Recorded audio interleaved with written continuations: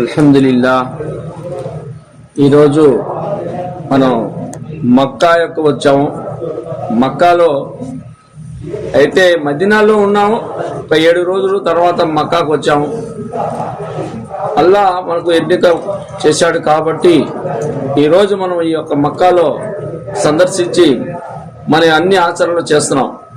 అల్హమ్దులిల్లా చేస్తున్నాం కాబట్టి చాలా మంచి పుణ్య కార్యక్రమం.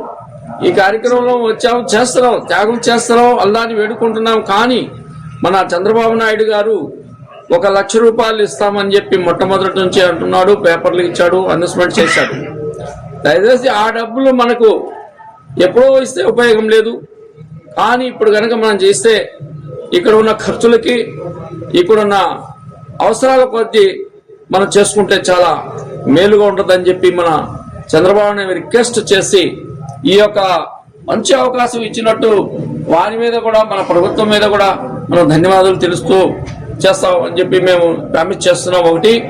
రెండోది ఏంటంటే ఈ చంద్రబాబు నాయుడు ఇప్పుడు ఇస్తే మన ఖర్చులు చాలా ఎక్కువగా ఉన్నాయి. ఇక్కడ ఖర్చులు, ఈ ఖర్చులు ఏంటంటే డాలర్లు లెక్క, మన రూపాయలు. దీనికి 1 రూపాయికి పెడితే మేము చాలా ఖర్చు పెట్టాల్సి వస్తుంది. వాళ్ళ 1 రూపాయి మనం చాలా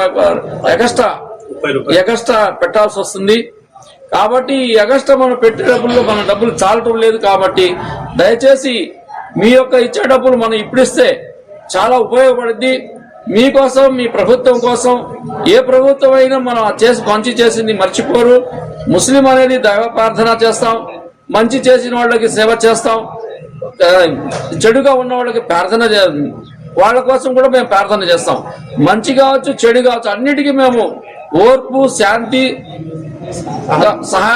సహాయం చేసేటువంటి మన గుణతత్వం మనకు ఉంది. మన మహమ్మద్ ప్రవక్త గారు చేసినటువంటి శాంతియుత మార్గం ఇది. కాబట్టి దయచేసి ఈ యొక్క అవకాశం మేము రిక్వెస్ట్ చేసి అడుగుతున్నాము.